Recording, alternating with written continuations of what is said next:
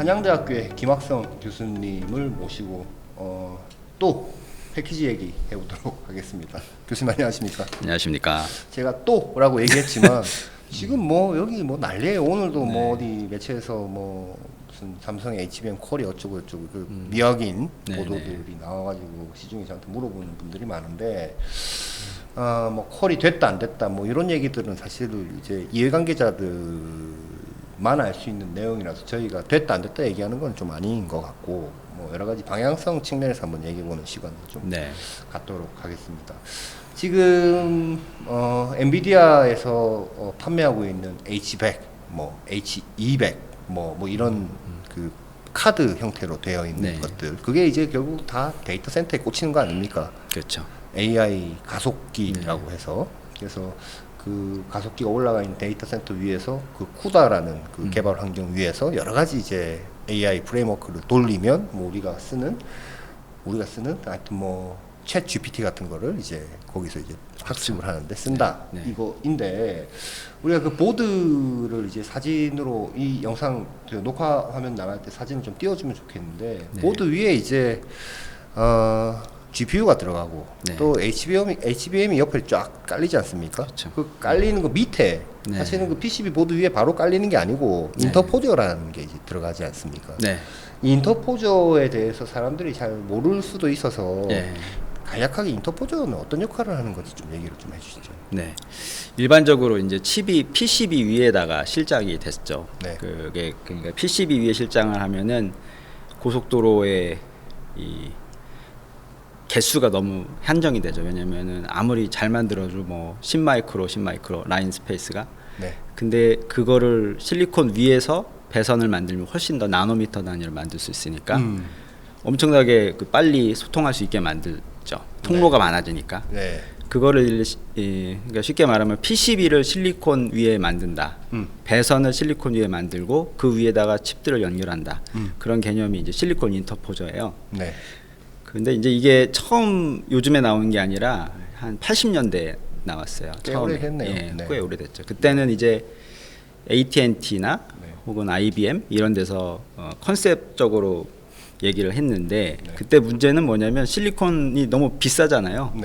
그러니까 성능은 좋은 건 아는데 비싼 전공정으로 PCB를 만든다니 이건 말도 안 돼서 시장에 한 20년 정도는 전혀 나타나지 않았죠. 연구는 많이 됐는데 그러다가 2010년 정도에 이제 TSMC에서 그거를 코어스 패키지로 선보이면서 인터포저가 요즘에는 아까 대표님 말씀하신 대로 뭐 젠슨 황이나 리사수 박사님이나 팻 겔싱어나 우리 삼성전자 사장님이나 들고 나오는 게 다 인터포저 위에 칩 박힌 거를 들고 나오죠. 그렇죠.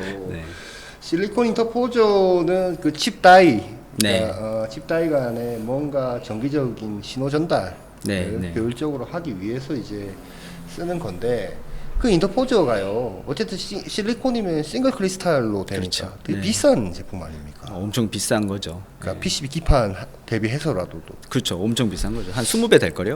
그렇게 비쌉니까? 근데 이제 그게 있어야 된다. 그게 있어야만 지금 말씀하신 H100, H200 이런 게 잘 돌아갈 수가 있는 거죠. 근데 이제 제가 여러 가지 이제 전공정 얘기들을 이제 또 여쭤봐야 되는데 현재 쓰고 있는 그 코어스 패키지 된 그 보드를 보면 TSMC가 예전에 한번 그 어딘가요? 하여튼 그 발표 때 이제 본인들 얘기를 한 적이 있거든요. 지금 레티클 마스크라고 얘기해도 됩니까? 그렇죠. 포토 마스크의 크기.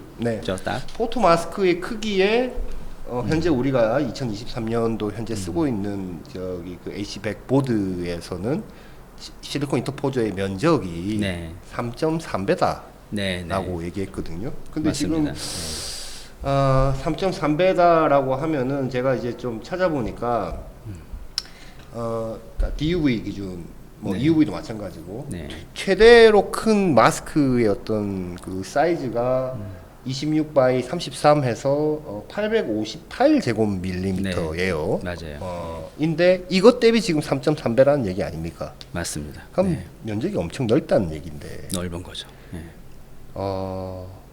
웨이프 한 장에서 그 레티클 혹은 마스크 사이즈의 3.3배면 300mm 웨이퍼 한 장에서 인터포즈 몇 개나 나옵니까? 그러니까 12인치 웨이퍼에서 네. 12인치 웨이퍼가 지금 면적으로 보면은 72,900mm 제곱인데 네. 이게 사각형이잖아요. 네. 그러니까 사각형을 면적으로 이렇게 다 차지하지 못하고 이렇게 잘라서 꼬다리 빼야죠. 꼬다리는 빼야죠. 예. 빼면은 지금 말씀하신 3.3배 렉티클 슈퍼캐리어 인터포저가 네. 16개가 나온대요. 16개. 예, 12인치 하나에. 근데 이제 이게 뭐 레티클을 어떻게 넓히냐면 레티클 사이즈는 지금 말씀하신 딱 858. 예, 네. 그거니까 네. 그거를 벗어나려면 어떻게 하겠어요? 이게 이 레티클 위에 레티클 하나 만들고 네. 만약 인터포저가 2배라면 네. 위에 하나 만들고 밑에는 밑에 거 하나 따로 이렇게 새겨 가지고 그걸 레티클 스티칭인가라고 얘기하더라고요. 네. 그러니까 잘 온라인에서 만들면은 네. 2배, 네. 3배 이렇게 만들 수 있다는 건데 네. 그러니까 이제 수율 같은 게 좀 문제겠죠. 네. 그러면 이제 16개가 원래 이론적으로 나와야 되는데 한 뭐 이렇게 버리면 7, 8개 버리면 한 10개 정도 퉁쳐서 나온다. 그러니까 실리콘 12인치 웨이퍼에 요 인터포저 10개밖에 못 빼는 거죠. 지금 현재 3.3배도. 그렇죠. 예. 근데 지금 2026년에 그때 지금 기판 그 H백 기판 서브스트레이트 기판이 이제 크기가 80x80이라고 하니까 네. 그 위에 아까 얘기한 레티클 사이즈의 3.3배짜리 제가 아까 계산해 보니까 네. 2,831 그렇죠. 제곱밀리미터인데 네. 16개 나오는 네. 100% 수율을 가정했을 때 네. 그게 위에 깔리는데 2026년에는 네. 5.5배로 늘어난다고 그러더라고요. 네. 레티클 사이즈보다 레티클 사이즈의 5.5배. 인터포즈 사이즈가 5.5배면 네. 지금 엄청나게 커지. 그렇게 되면 몇 개 뽑을 수 있는 겁니까? 한 3, 4개? 너무 크니까. 웨이퍼 한 장에서? 웨이퍼 한 장에 3, 4개 뽑을 수 있는 거죠. 지금 그 300mm 웨이퍼에서 그 정도 뽑을 수 있는 건 공정은 아주 그 선단 공정은 아닌 거죠. 그 40 그렇죠. 나노, 레가시 공정으로 만들죠. 뭐 28나노, 40나노 그 정도로 만들 겁니다. 하여튼 그 저 뒤에 아주 선단 공정은 아닌데. 네, 그건 아니고. 그러니까 지금 이제 코어스 그 자체의 어떤 캐파 부족에 대한 네. 병목도 있지만 엔비디아가 팔고 싶은 만큼 못 파는 데는 그렇죠. 이 인터포저의 이 병목도 굉장히 큰 거 아닙니까? 예, 그 코어스 패키지를 만드는 데가 이제 TSMC잖아요. 네. 거기서 지금 인터포저를 못 만들어 가지고 물량을 네. 못 맞춰서 네. 다른 파운드리 업체에다가 같이 하자고 손도 내밀고. 지금 UMC 같은 데들. 네, 그렇죠. 그런데 손을 내밀고 그리고 엔비디아 같은 커스터머 입장에서는 패키지가 못 만들어서 못 하고 있으니까 뭐 우리 삼성한테도 기회가 있는 거고. 네. 그러니까 지금 그 인터포저를 만들 웨이퍼에다 투입을 해야 되는데 사실 웨이퍼를 GPU도 만들어야 되고 뭐 다른 어떤 로직도 만들어야 되는데 인터포저 만드는 거에 웨이퍼가 너무 많이 드니까 네. 거기서 병목 현상이 생기고 그래서 저도 아까 이제 신문 기사를 조금 갖고 왔는데 네. 이게 지금 2024년에 네. TSMC가 코어스 생산 캐파를 늘려가지고 네. 올해 월간 생산 용량이 약 4만 장, 네. 월 4만 네. 장이 인터포저에 투입될 거다. 네. 그 다음에 더 투자를 해서 25년에는 여기에 2배가 될 거다. 그리고 여기서 뭐가요? 예측한 인터포저 생산량이? 예, 인터포저 생산량이 그거 어디 2배로 늘어날 수 있다. 내신 기사를 보신 겁니까? 아니면 아니요, 외신을 봤어요. 대만 쪽 기사입니까? 모르겠는데요, 그거. 네. 그리고 엔비디아 수요가 이 용량의 절반 이상을 차지할 거다. 그렇게 예측을 했네요. 예. 아니 근데 지금 지금 뭐 올해 이제 늘리고 계속 늘린다고 하는데 네. 지금 결국은 2026년에는 지금 5.5배까지 늘어난다라고 그렇죠. 했을 때 그러면은 지금 수율 감안하면은 웨이프 한 장에서 지금 현재 H100이나 H200의 인터포저 그 사이즈는 웨이프 네. 한 장에서 8장? 8장. 8장 정도, 7, 8장 정도 나온다는 게 보통 이제 타당하게 전문가들이 보는 그렇죠. 그 수율 감안하면 네. 숫자인데 현재 3.3배는. 네, 3.3배는. 근데 몇 년 뒤에 또 5.5배로 가면 3, 4개가 되면 그것도 완전 또 네. 절반? 그렇죠. 2, 3개밖에 안 나올 두세 개밖에 안 수도 나올 있죠. 수 있는데 그러니까 이게 도대체 얼마나 늘려야 근데 이제 계속 늘리고 싶어도 한계가 있겠죠. 뭐 극단적으로 10인치 웨이퍼까지 늘리는 게 한계겠죠. 이제는. 근데 기판은 더 늘어나야 되고 네. 지금 3.3배 H 레티클 사이즈의 그 인터포저에 네. HBM이 8개가 여덟 개 붙는다고 들어가죠. 하거든요. 네. 그리고 이제 5.5배가 되면은 12개가 12개 들어간다고. 네. 근데 지난 시간에 우리 HBM 얘기했지만 점점 더 많이 붙여야 되잖아요. 네.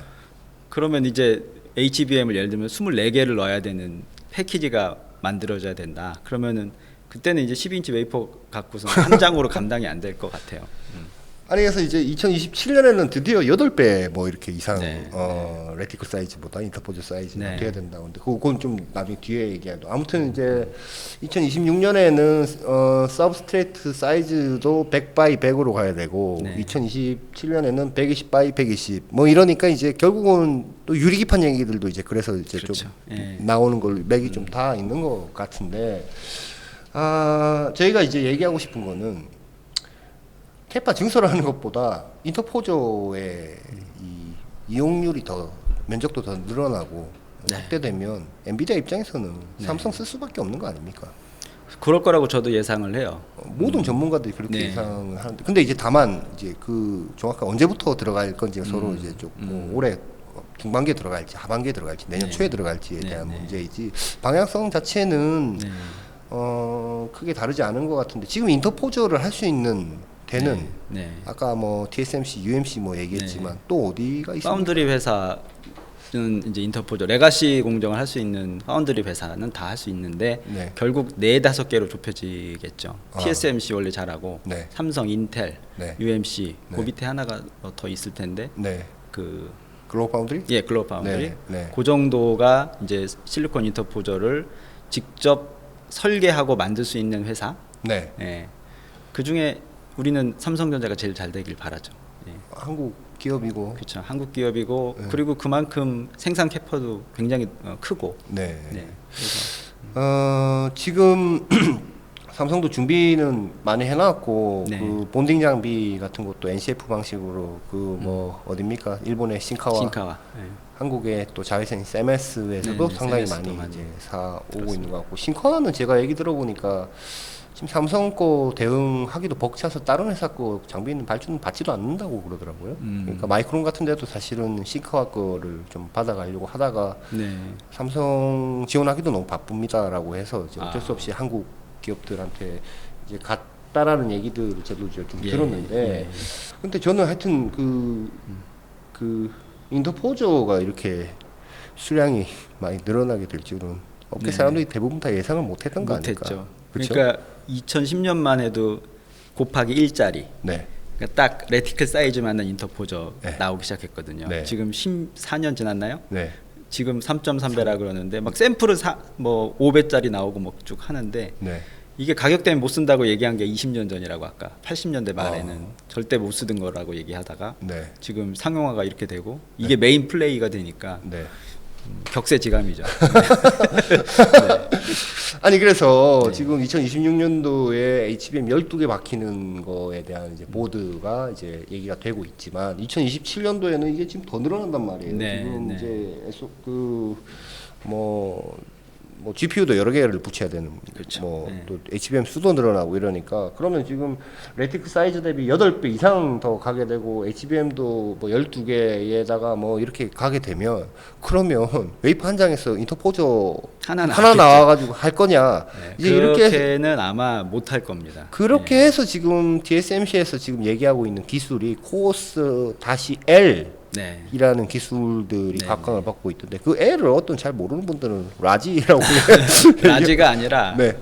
정확하게 로컬이죠, 로컬. 로컬 그러니까 이제 코워스에서 네. 칩 있고 가운데 W가 웨이퍼인데 네. 그 다음에 S가 서브스트레이트고 네. W가 이 인터포즈 전체가 아니라 네.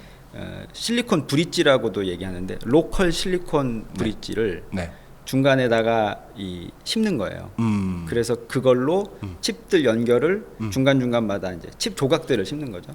그리고 나서 이제 연결을 하는 건데 네. 그렇게 되면은 지금 우리 이야기하고 있는 이게 실리콘 인터포저를 계속 크게 만들 필요가 없는 거죠. 그렇지. 그리고 그거를 작게 만들어서 칩 간에 진짜 필요한 부분에만 이렇게 연결하면 되니까 그런 식으로 해서 코어스 L이 있고 그거를 또 비슷한 이제 컨셉으로 인텔에서는 EMIB이라는 게 있어요. EMIB 그게 인베디드 멀티다이 브릿지라는 거의 약자인데 EMIB은 이미 상용화가 돼서 지금 제품이 나가고 있는데 네. 아마 그 나중에 한번 저기 녹화 때는 영상 한번 찾아보겠습니다. 좋겠는데 네. 그게 이제 PCB 속에다가 지금 말씀드린 실리콘 인터포저 조각을 심는 거예요. 그리고 그 PCB를 위에를 뭐 공정으로 포토리소로 덮고 네. 그 위에 칩을 올리는 건데 네. 그렇게 하면 이제 칩과 칩 간의 그 연산할 때는 이밉을 통해서 하고 네. 칩에다 파워 공급하는 거는 지금 PCB 속에 심는다 그랬잖아요. 네. PCB의 다른 쪽에서 이제 파워를 공급하고 그 이밉이 있고 그다음에 삼성전자는 아이큐브라는 프로덕트가 있잖아요. 네. 그 아이큐브 L인가 그럴 거예요. 다시 뭐라고? 또 네, 기술이? 아이큐브 다시 L일 거예요. 아이큐브 다시 S는 지금 우리 실리콘 인터포저를 얘기하는 거고 네. L은 이제 로컬 실리콘 인터포저라고 해서 지금 얘기하는 조각. 그러니까 이게 필요한 부분 가위로 슥슥 잘라서 가위는 아니겠지만 네, 뭐 네. 필요한 부분만 요 탁탁탁탁 붙이는데 근데 그렇죠. 그것도 어려울 것 같아요. 아니 그냥 돈이 난이도가. 되면 그냥 제일 네. 크게 깔아서 그 위에 그냥 올리는 게 제일 그러니까요. 공정상은 편할 것 같긴 한데. 근데 제일 쉬운 거는 네. 실리콘이 가만히 있잖아요. 네. 거기다가 포토리소로 막 괴선 만드는 게 제일 쉽죠. 네. 근데 이제 이건 단계가 하나 더 있잖아요. 네. 잘라가지고 붙여서 그 위에다 다시 어. PCB 공정 같이 연결을 뭘 해야 되니까. 그래서 이제 지금 언론에 이제 저도 한번 쭉 조사를 해보니까 삼성전자 같은 경우에 이제 PLP를 잘 하시잖아요. 패널 쪽으로 잘하죠. 네, 패널 레벨 패키지를 잘하니까 이 인터포저 조각을 이렇게 붙여놓고 거기 위에다 패널 레벨 패키지 공정으로 지금 우리 얘기하고 있는 그런. 그게 훨씬 그게 훨씬 더 실리콘도 적게 써서 가격도 싼데 네. 가장 이제 중요한 포인트는 지금 우리 이야기 나눈 것처럼 더 이상 이제 기판 네. 그러니까 인터포저를 크게 못하는 상황이 올 게 자명하니까 네. 이런 걸 전략적으로 갖고 있어야죠. 근데 향후와 어쨌든 한 2, 3년 사이에는 그래도 많이 이제 인터포저의 수요가 많이 늘 늘어나니까 거예요. 예. 뭐 GPU 자체 파운드리까지는 아니더라도 네. HBM도 공급할 수 있고 네. 인터포저도 만들 수 있고 그렇죠. 기판 밑에 깔고 기판 위에 인터포저 깔고 GPU 받아갖고 네. 인터포저 위에 GPU, HBM 같이 다 2.5D 패키징을 해줄 수 있는 역량을 갖고 있는 회사가 이제 TSMC도 뭐 거긴 뭐 잘하니까 원래 했으니까 삼성밖에 없다. 네. 인텔도 할 수 있을 것 같긴 한데. 인텔도 할 수 있을 텐데 인텔은 또 메모리는 없잖아요. 그렇죠. 네. 메모리는 그러니까 없죠. 삼성만 유일하지. 지금 메모리, 네. 지금 파운드리, 네. 그 다음에 AVP 사업부에서 하는 2.5D 패키지, 네. 그 다음에 파운드리 사업부에서 인터포저까지 만들 수 있으니까. 그러니까요. 그러니까 삼성에서는 그거를 이제 턴키 솔루션이라 그래서 네. 작년 한 가을쯤에 그걸 발표를 하셨는데. 언론에 의해서 강제 발표 당하기도 했죠. 누가 그랬나요? 근데 이제 그렇게 써서 나왔는데 올해 파운드리 포럼에서는 그거 굉장히 강조했던 것 같아요. 네, 네. 지난주에 했던 네. 거에서는 강조를 했는데 그런 면에서만 보면은 오히려 TSMC보다도 그러니까 네. 발표상으로만 보면 네. 좀 더 고객사에게 유연하게 서비스를 잘해줄 수 있지 않을까라는 네, 기대감을 저도 그렇게 기대하고 있고. 들게 하는데 실제는 사실은 좀 좀 어려움 여러 가지 겪고 있는 것으로 들리지만 뭐 네. 타개하지 않겠습니까? 타개해야죠. 네. 네. 삼성 정도 저력이 있으면은 타개해야 되고 할 수 있을 거라고 생각합니다. 저도 그렇게 보고 있습니다. 거기 네, 좀 네. 잘 되어야 또 그렇죠. 우리 국민들이 잘 먹고 잘 살죠. ECTC 예. 뭐 혹시 다녀오셨습니까? 네네. 아, 그래요? ECTC가 네. 저희가 이번에는 콜로라도 덴버에서 했고요. ECTC가 무슨 학회입니까? 네, 그게 IEEE라는 그 단체가 있는데 네. 거기에서 만든 일렉트로닉 컴포넌트 앤 테크놀로지 컨퍼런스. 주로 패키징 쪽에 맞춰져 있는 패키징 특화된 학회입니다. 학회죠. 네. 이번에 좀 핫했겠는데요? 이번에 대부분이 어떤 내용이냐면 네. 지금 말씀하신 실리콘 인터포저 위에다가 네. 칩을 어떻게 배치해야 열이 덜 나나. 네. 그다음에 인터포저 대신에 쓸 수 있는 뭐 아까 브릿지. 네. 네. 그다음에 또 R이라는 게 있어요. 코어스가 네. 코어스 S는 네. 실리콘 인터포저. 네. L은 로컬 실리콘 인터포저. R은 RDL. RDL. 네, 올게닉 인터포저. 네. 그렇게 해가지고 네. 지금 그 세 개의 인터포저에 관한 발표들이 많았어요.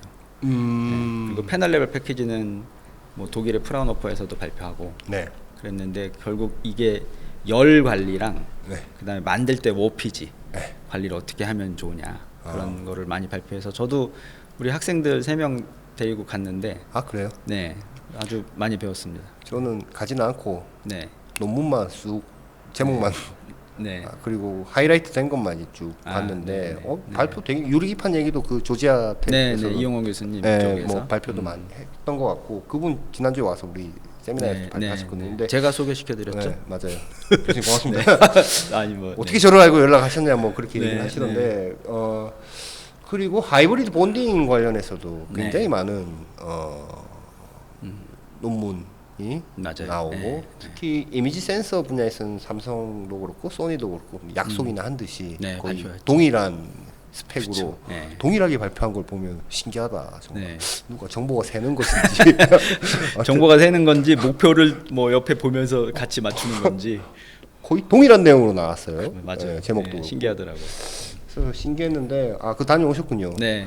학생들이 좀 그럼 정리를 좀 그런 학회 갔다 오면 네. 그러니까 이제 그냥 내 머릿속에 놓고 혼자 체험하고 있으면은 약간 좀 아깝잖아요. 그렇죠. 그거 어떻게 정리를 좀 하십니까? 어떻게 학생들이 이제 다 세션을 각자 나눠서 들어가요.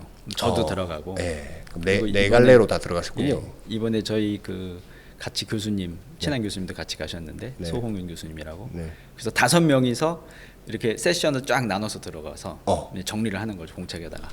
그리고 이제 모아서 이제 그거를 서로 공유하고. 근데 저는 이제 제가 듣고 싶은 거를 듣고 이제 가위가위보 해가지고 학생들이 듣기 싫은데 진 사람이 거기 가서 들어야 되고 이렇게 했죠. 아주 재밌었습니다. 유익하고 하이브리드 본딩도 많이 발표했어요.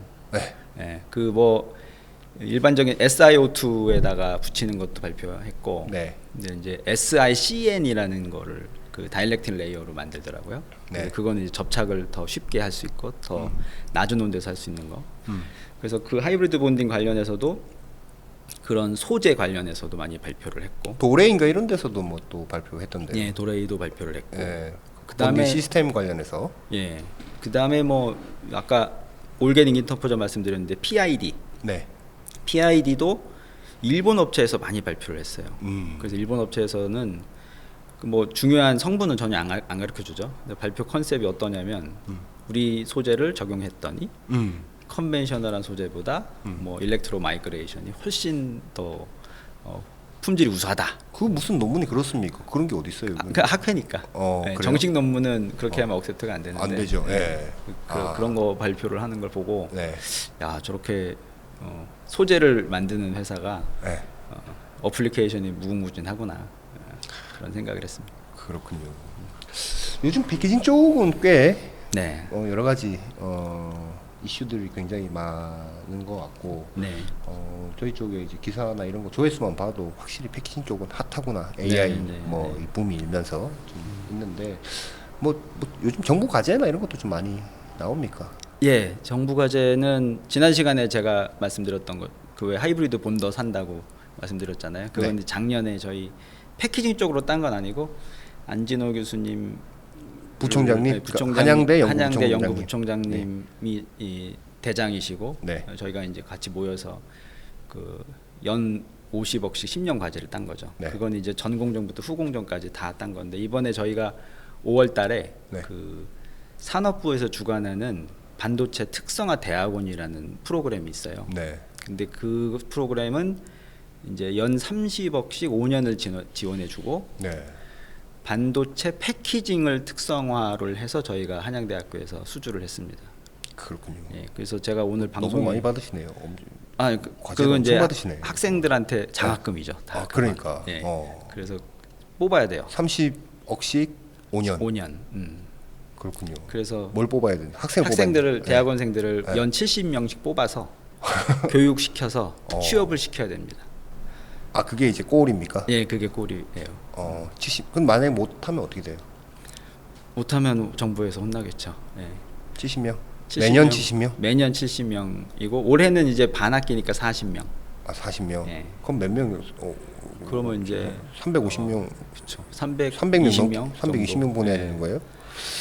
그래서 만만치 않습니다. 아니 근데 네. 보내는 학계는 뭐 어디 특정돼 있어요? 꼭 무슨 어떤 회사에 가야 된다거나 뭐. 그러니까 이제 대부분 패키징 회사로 보내야죠. 왜냐하면 우리 뭐 패키징이라고 해서 오사트만 보내는 게 아니라 뭐 IDM만 보내는 게 아니라 소재 회사나 장비 회사 이런데 인력들이 없으니까 네. 그런 인력을 저희가 이제 키워서 보내라. 그래서 저희는 패키징 특화로는 저희만 선정이 됐고요. 네. 그다음에 지금 같이 선정된 대학이 포항공대랑 경북대. 거기는 올해. 뭐예요? 거기는 아마 전공정일 겁니다. 아, 소자, 그래요? 소자 쪽. 그렇군요. 네. 인터포저도 좀 만들어 보고 그러고 싶어요. 지금 한양대 안에서요? 네, 네. 인터포즈 만들면 전공정이 있어야 되는데 어떻게 만들어야 됩니까? 저희는 작년에 그 IRC 해서 팹이 있고요. 아 거기서 뭐 40나노 이렇게 할 수 있습니까? 그 정도 못 하는데 이제 한 예, 조금 더 교육용으로 아, 조금 더 이제 더 100나노 이렇게 100 해가지고 나노 좀 이렇게 만들어 해서. 보고 어. 워킹하는지 보고. 아까 하이브리드 본드를 사신다고 그러셨습니까? 네, 네. 어디 거 사시려고요? 프랑스 제품이 아큐라라는 제품인데. 아큐라. 네, 네. 좋지. 아카데믹한 건데 아 그렇구나. 연구용으로 나오는 연구용으로 나오는 건데 7억이에요. 7억이에요? 네. 걔만 있으면 됩니까? 앞에 또 뭐 CMP도 있어야 되고 뭐 CMP도 저희가 구매를 했고 어디 거 구매하셨습니까? 우리나라 업체. 8인치짜리 국산 업체가 있습니다. 케이시테? 아니요. 거기는 저 슬러리 하시는 데고 네. 제가 산 게 아니라 이름이 까먹었는데 부산대학교 교수님이 벤처를 만드셨는데 그렇군요. 그거를 CMP 장비도 CMP 장비는 있고 네. 그다음에 플라즈마 장비는 지난 시간에 나오셨던 정진욱 교수님 연구실에 뭐 널려 있는 게 플라즈마 장비니까 네. 그 중에 이제 하나씩 빌려서 쓰면 되고 아. 그래서 이제 하이브리드 본딩을 이제 같이 힘을 합쳐서 한번 해보는 거. 그렇죠. 그런 시설이 또 있어야 가서 한 번씩 만들어 보고 맞아요. 연구도 해보고 네, 네. 하는 것들이니까. 그럼 연구 방향은 어떻게 잡으시려고 하시는 겁니까? 그 지금 뭐 그 과제 새로 된 거는 어쨌든 인력들 키워서 이제 네. 취업시키는 게 이제 꼴이지만 네. 기존에 이제 뭐 또 반도체 특성 아까 뭐죠? 그게 첨배 IRC. IRC 네, 하는 네, 거는 네. 어떻게 그것도 있으니까 그렇죠. 그거는 첨단 연구를 해야죠. 첨단 연구를 해야 되는데 어떤 거 연구하시려고 지금 하시는? 저희가 IRC는 3개 세부가 있는데 저희는 패키징 3세부입니다. 네. 그래서 3세부에 지금 들어와 계신 교수님들이 전작가 교수님들이 2분 들어와 계시는데 그분들은 이제 인터커넥션 설계를 하는 분들이고 그다음에 소재하는 분 2분. 근데 이분들은 뭐 이런 거 있잖아요. 카파 디싱이나 하이브리드 본딩에서 그다음에 카파 도금할 때 뭐 그레인 스트럭처를 어떻게 해야 하이브리드 본딩 때 잘 되나. 그다음에 한 분은 RDL 만드는 거 연구하시는 분이고 저는 이제 공정을 연구하는데 뭐 본딩, 네. 플립칩 본딩이나 네. 말씀드렸던 HBM 공정 같은 거 네. 그런 거 연구를 해서 꼴은 패키징을 잘 해보자. 그다음에 뭔가 캐치프레이즈가 있어야 되잖아요. 네. 피치리스 인터커넥션이라 그래서 피치가 없는 인터커넥션. 그게 무슨 의미죠? 피치가 없는 지금 인터커넥션이라는 이제 거는 피치라는 게 본딩 패드 간의 피치가 지금 90나노, 뭐 100나노 이렇잖아요. 그럼 없다는 거는 다 붙이겠다는 얘기입니까? 그렇죠. 다 붙이는데 그러니까 이게 약간 캐치프레이즈죠. 다 붙이는데 뭐 인터커넥션의 개수를 무한대로 늘리겠다. 이런 거죠. 일종의 웅변 같은. 이렇게 밑에 고리도 다 깔겠다. 네, 그런데 너무- 각자 다 신호는 각자 가고. 각자 가고. 지금 뭐 약간 모호한데 옵티컬 인터커넥션도 생각하고 있고 여러 가지 고민을 하고 있습니다. 그렇군요. 10년 후에 1000배를 위해서. 그 올해부터 시작입니까? 그 아까 학생들. 네, 시작했어요. 6월부터. 지금 막 신입생을 모집하고 있고. 지금 신입생 모집하면 내년에 옵니까? 9월 달에 입학하는 신입생. 근데 9월 입학해서 올해 사시면 어떻게 보내죠? 보내는 건 아니고 입학만 시키면 됩니다, 일단. 일단은. 네. 그리고 걔네를 2년 석사는 2년, 박사는 뭐 석박 통합은 5년 이렇게 가르쳐서 네. 내보내는 거는 이제 한 2년 혹은 5년 뒤에 내보내는 거고요. 1년에 그 정도씩 나오면 그래도 꽤. 그렇죠. 네. 패키징 쪽 인력을 많이 저희가 공급할 수 있는 거죠. 지금 뭐 하는 데가 있습니까? 그렇게 패키징만 해서 뭐 이렇게 하는 곳이 지금 패키징만 이렇게 중점적으로 하는 곳은 아직 없는 걸로 없는 알고 걸로 있어요. 저도 예. 그렇죠. 그래서 저희가 좀 이번에 운이 좋았습니다. 교수님 오늘 인터포저 얘기 자세하게 해주셔서 고맙습니다. 네. 불러주셔서 감사합니다. 또 모시겠습니다. 너무 자주 오면은 싫어하실 것 같은데. 너무 자주 오셔도 많이들 보세요. 아이고, 예, 고맙습니다. 고맙습니다. 예. 네.